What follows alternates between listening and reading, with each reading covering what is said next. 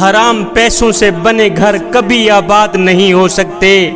نافرمانی کی زندگی گزارنے والا، گناہوں کی زندگی گزارنے والا شخص کبھی بھی چین کی نیند نہیں سو سکتا، کبھی بھی سکون کی سانس نہیں لے سکتا۔ میرا اللہ فرماتا ہے، اے غفلت میں ڈوبے ہوئے انسانوں، اگر دنیا میں سکون چاہتے ہو، اگر دنیا میں چین چاہتے ہو، اطمینان چاہتے ہو، الا بذکر اللہ تطمئن القلوب، پھر آ جاؤ اللہ کی یاد کی ٹھنڈی چھاؤں میں بیٹھ جاؤ۔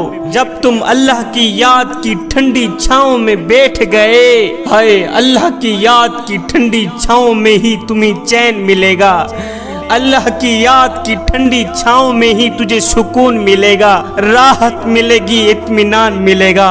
میرا اللہ فرماتا ہے، من اعرض عن ذکری فإن له معیشۃ ضنکا، فرمایا جو میری یاد سے منہ موڑ لے گا، جو میری یاد سے اپنا رخ پھیر لے گا تو میں اس کے سینے کو بند کر کے رکھ دوں گا، جو میری یاد سے منہ موڑ لے گا میں اس کے سینے میں گھٹن سی پیدا کر دوں گا۔ جب تمہارے سینے میں گھٹن سی پیدا ہو گئی تو پھر یاد رکھنا، پھر کوئی صورت، کوئی مورت، کوئی روپ، کوئی جان بھی تمہارا دل ہرگز نہیں بہلا سکے گی۔ اس گھٹن کو، اس سینے میں لگی ہوئی آگ کو جو چیز بجھا سکتی ہے وہ صرف اور صرف اللہ کی اطاعت کا ٹھنڈا پانی ہے، اللہ کی فرما برداری کا ٹھنڈا پانی ہے، اللہ کے عشق کا، اللہ کی محبت کا ٹھنڈا پانی ہے جو اس آگ کو بجھا سکتا ہے، جو اس گھٹن کو بجھا سکتا ہے۔ اس کے علاوہ اور کوئی چیز نہیں ہے جو اس گھٹن کو بجھا سکے۔ جوانوں، ہر نافرمان شخص کے سینے میں ایک آگ بھڑکا دی جاتی ہے، ہر گنہگار شخص کے سینے میں ایک آگ بھڑکا دی جاتی ہے، ہر شرابی شخص کے سینے میں، ہر زانی شخص کے سینے میں ایک گھٹن سی آگ بھڑکا دی جاتی ہے۔ یہ اللہ کا نافرمان شخص، یہ گنہگار شرابی زانی اس آگ میں جلتا جلتا سلگتا سلگتا بے نشان ہو کر مر جاتا ہے، یہاں تک کہ اس کا نام و نشان بھی نہیں رہتا۔ جوانوں، اس سے پہلے واپس آ جاؤ، واپس لوٹ آؤ، اس سے پہلے کہ زندگی کی شام ہو جائے۔ زندگی کی شام آنے سے پہلے پہلے اللہ کے ساتھ اپنا معاملہ درست کر لو۔ جوانوں، نافرمانی میں تباہی کے سوا کچھ نہیں ہے، اللہ کی نافرمانی میں ہلاکت کے سوا کچھ نہیں ہے، آگ کے سوا کچھ نہیں ہے، گھٹن کے سوا کچھ نہیں ہے، اللہ کی نافرمانی میں بے چینی کے سوا کچھ نہیں ہے، اور سنو، اللہ کی فرما برداری میں کامیابی کے سوا کچھ نہیں ہے۔ میرا اللہ فرماتا ہے، اے بندے بتا تو صحیح، کیا میں نے تجھے بیکار پیدا کیا ہے؟ اور نادان، میں نے تجھے حضرت انسان بنا کر دنیا میں بھیجا تھا، حضرت کا لقب دیا تھا، اشرف المخلوقات پیدا کیا تھا، میں نے تجھے حضرت انسان بنا کر دنیا میں بھیجا تھا، اور تو کیڑوں سے بھی بدتر نکلا۔ میں نے تجھے کہا تھا اپنے دل میں دنیا کی محبت نہ آنے دینا، اپنے دل میں شیطان کو نہ بٹھائے رکھنا، اگر یہاں دنیا کی محبت آئے گی تو میری محبت نکل جائے گی۔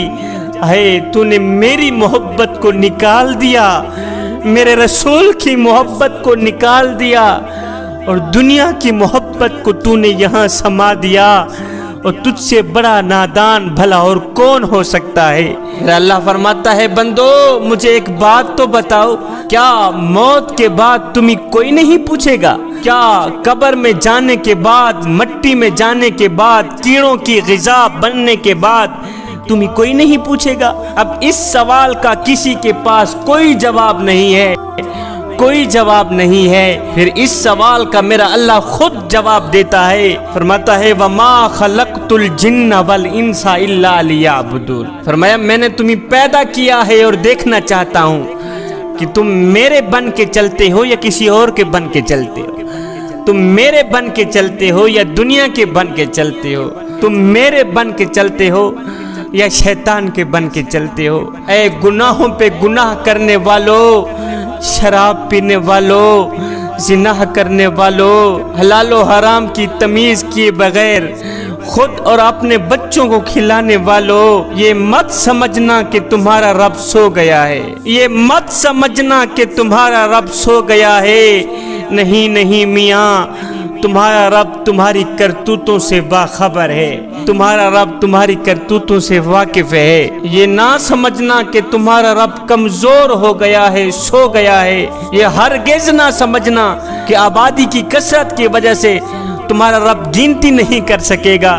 یہ نہ سمجھنا کہ رات کو اندھیرے میں ہونے والی تمہاری مستیاں تمہیں اللہ سے چھپا لے گی۔ جوانو، تم جو کچھ بھی رات کے اندھیرے میں کرو یا دن کے اجالوں میں کرو، پہاڑ کی آڑ میں کرو یا زمین کی تہ میں کرو، چوٹیوں میں بیٹھ کے کرو یا میدانوں میں چھپ کے کرو، خلاؤں میں کرو یا فضاؤں میں کرو، جہاں کہیں جو کچھ مرضی آئے کرو، مگر یاد رکھنا تمہارا رب تمہیں دیکھ رہا ہے، تمہارے رب کی نظریں تمہاری طرف ہیں، تمہارا رب تمہاری ان کرتوتوں سے واقف ہے، دیکھ رہا ہے۔ وہ سویا ہرگز نہیں ہے، وہ غافل ہرگز نہیں ہے۔ تمہارے ایک ایک عمل پہ اس کی نظر ہے، تمہارے ایک ایک کام پہ اس کی نظر ہے، تمہاری ایک ایک نکلی سانس پہ اس کی نظر ہے۔ وہ رات کے دوسرے پہر ناچنے والی عورت کو بھی دیکھ رہا ہے اور مصلے پہ پیشانی رکھ کے سبحان ربی الاعلیٰ پکارنے والی کو بھی دیکھ رہا ہے، پیروں میں گھنگرو باندھ کے ناچنے والی کو بھی دیکھ رہا ہے،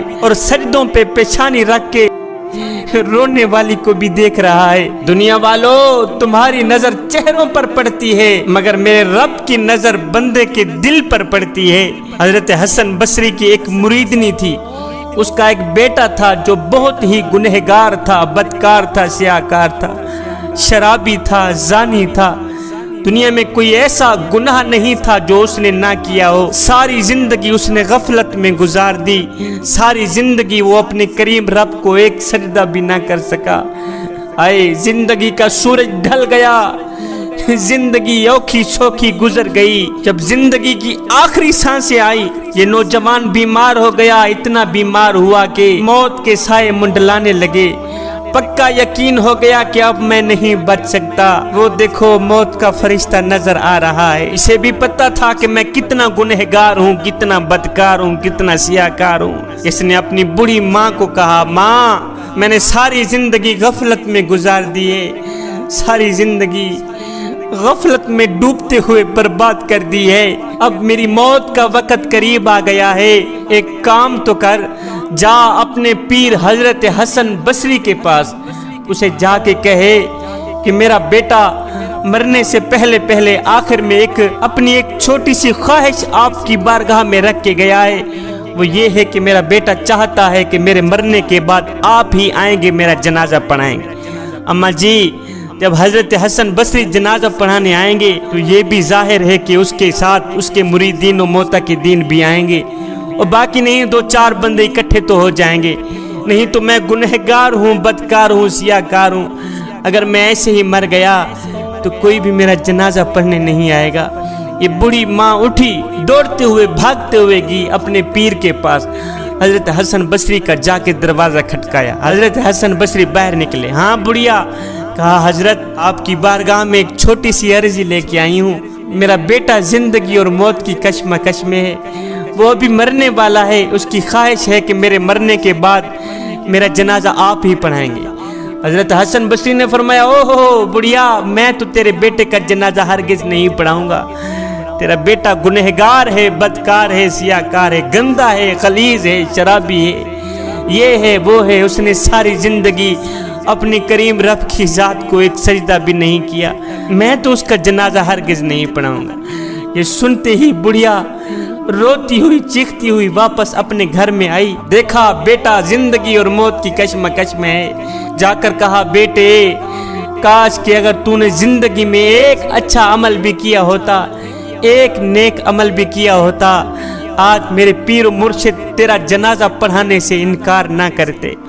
بیٹے تو نے ساری زندگی اللہ کی نافرمانی میں گزار دی۔ مرشد کے جنازہ نہ پڑھانے کی خبر سن کر یہ گنہگار شخص مرتے ہوئے بولا، کہا ماں مجھے ایک بات تو بتا. کہا جی بیٹے میں قربان تیری جوانی پر. کہا ماں مثال کے طور پر میرے مرنے کے بعد اگر اللہ تعالیٰ تجھے ایک پل کے لیے مہلت دے بھی دے کہ اے گنہگار کی ماں اگر تو چاہے اپنے بیٹے کو جنت میں بھیج دے اور اگر تو چاہے اپنے بیٹے کو جہنم میں ڈال دے تو کیا پسند کرے گی. ماں رو کر کہنے لگی بیٹے اگر اللہ مجھے ایک پل کے لیے بھی مہلت دے دے میں تو فوراً ہی جنت کے دروازے کھول کر تجھے جنت میں ڈال دوں گی, فوراً ہی تجھے جنت میں بھیج دوں گی. یہ سن کر بیٹا روتے ہوئے بولا ماں تو ایک ماں جتنا پیار کرتی ہے, تو ایک ماں جتنی محبت کرتی ہے مجھے جہنم میں ڈالنا گوارا نہیں کرتی. اور جو خدا جو رب مجھ سے 70 ماؤں سے بھی زیادہ محبت کرنے والا ہے وہ مجھے جہنم میں کیسے ڈال سکتا ہے. یہ کہتے ہی اس شخص کی روح پرواز کر گئی. ادھر سے حضرت حسن بصری سوئے ہوئے تھے. خواب میں کسی کہنے والے نے کہا او حسن بصری تو یہاں سویا ہوا ہے اور جا میرا یار فوت ہو گیا ہے, جا کے اس کو غسل دے, اس کو کفن دے, اس کا جنازہ پڑھا. عرض کی وہ کون سا یار؟